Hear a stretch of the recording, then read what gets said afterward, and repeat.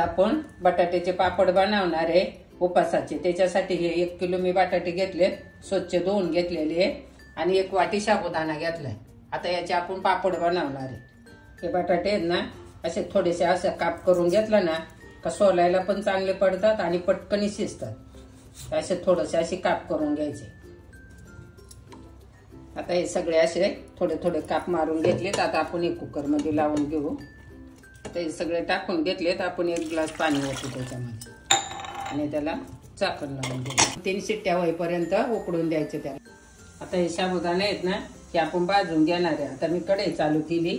आता कढईमध्ये हे टाकून घेऊ आणि बारीक गॅसवर कढई गरम झाली ना का हळू याच्यावर आता हळूहळू चांगले बारीक गॅसवर भाजायचे, म्हणजे ते करपणार नाही। आपल्याला फक्त कडक करून घ्यायचे। असे आपले हे बघा आता छान भाजले। असे थोडे तडतड करायला लागले ना तर गॅस बंद करून टाकायचा। आता मी गॅस बंद करते। आता हे थंड होण्यासाठी आपण ताटामध्ये ओतून घेऊया। आता हे थोडंसं थंड झालं ना आपण थोडं मिक्सरमधून फिरवून घेणार। आता हे साबुदाणे आहेत ना आपण मिक्सरच्या भांड्यात घालून बारीक करून घेऊ।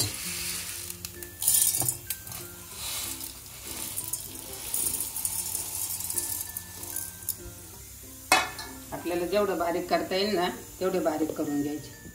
आता ही बटाटे मी कुकरमधून काढून घेतल्यात। आता आपण सोलून घेऊ। आता ते थोडे गरम असल्यामुळं असा थोडासा पाण्याचा हात लावायचा आणि मग लई पटकन सोलतात। अशी कापलेली असली काय बघा अशी पटपट सोलून जातात। अशी आपले बटाटे सोलून घेतल्यात। आता आपण तुमच्याकडे किसणीने तुम्हाला किसायचं असलं तर तुम्ही किसणीने किसून घेऊ शकता, नाही तर असं दाबायचं जर असेल ना तर त्याने पण दाबून घेऊ शकता। हे बघा असं छान दाबायचं, असं बारीक करायचं त्याने। आणि तुम्हाला वाटलं ना याने जे होतंय तर किसणीने पण तुम्ही किसून घेऊ शकता। आणि बटाटे चांगले उकडलेले असले ना का तवाच ते अशी मॅश होऊन जाते। त्याच्यात अशा गाठी नाही राहून द्यायच्या, पूर्ण असं बारीक करायचं। असं आपलं सगळं एकजीव करून घ्यायचं त्याच्या। तसं असं बारीक केलं मी। आता आपण याच्यामध्ये त्याचे मसाले टाकून घेऊ। आता मी मगाशी शाबू तांदूळ भाजून बारीक करून घेतलेले। आता हे आपण याच्यात टाकून घेऊ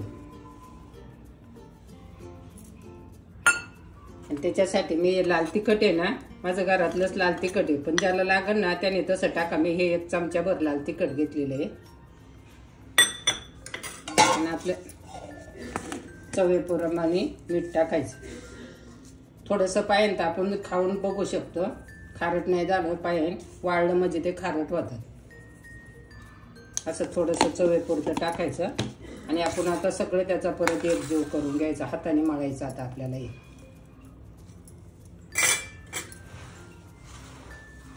हे असं सगळं हाताने मळून घ्यायचं।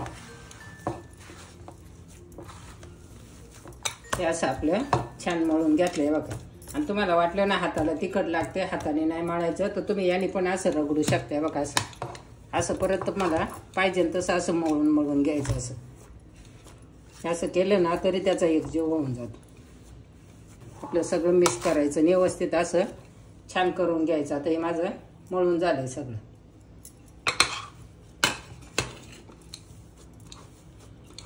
असा गोळा करायचा त्याचा।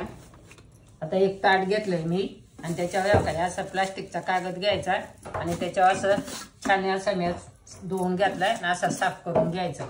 आता हे पीठ घेतलंय ना आपण याचे गोळे बनवायचे, थोडे छोटे छोटे जसे आपल्याला लागतील ना ह्या अशा गोळ्या करून घेतल्या मी। आता आपण अशी एक एक गोळी घ्यायची आणि याच्यावर ठेवायची आणि त्याच्यावर परत एक वरून असं प्लास्टिक टाकायचं आणि तुमच्याकडे काही दाबायला असेल त्याने दाबा, नाही तर असा पळपट घ्यायचा आणि पळपटाने असा दाब द्यायचा। तुमच्याकडे पुरीचं यंत्र जर असेल ना तर पुरीच्या यंत्राने पण तुम्ही करू शकता, नाही तर ताट घेतलं सपाट तरी चालते। बघा हे असं घ्यायचं,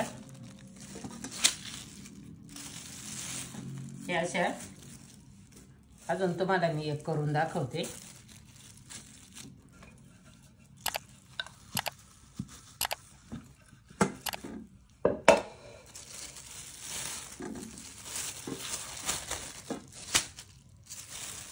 अशा सगळ्या आपण करून घेणार आहे।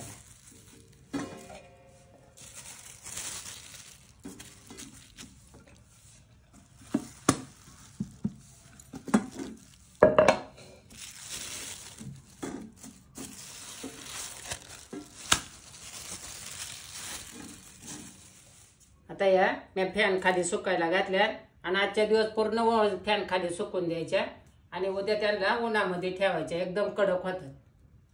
तशा पण फॅन खाली कडक होतात, पण ऊन दिल्यावर त्या चांगल्या टिकावतात. वर्षभर ठेवायच्या असतात ना आपल्याला, मग त्या छान टिकावतात ऊन दिल्यावर. आपले बटाट्याचे पापड बघा किती छान सुकले आणि खूप भारी झालेत असे. आणि ना उपासासाठी याच्यासाठी खूप छान आहेत. तुम्ही असे उन्हाळ्याचे करून ठेवले ना तर कधी पण तुम्हाला टाइम पडेल तेव्हा तुम्ही असं तळून खाऊ शकता. आता हे मी तुम्हाला तळून दाखवते. आता इकडे गॅस चालू केलाय, तेल गरम व्हायला ठेवलंय. आता आम्ही तुम्हाला त्याला सोडून दाखवतो.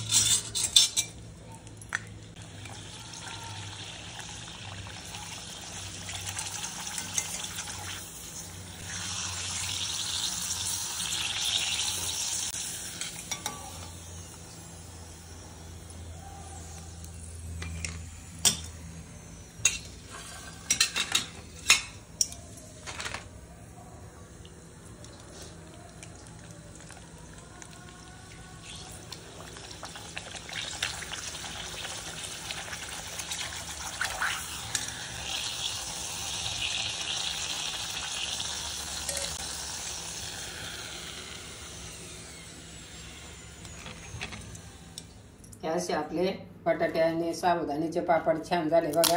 आणि इतके मस्त होतात ना, एकदम असे छान होतात. हे बघा एकदम छान झाले. नक्की तुम्ही करून बघा, लाईक करायला विसरू नका. थँक्यू.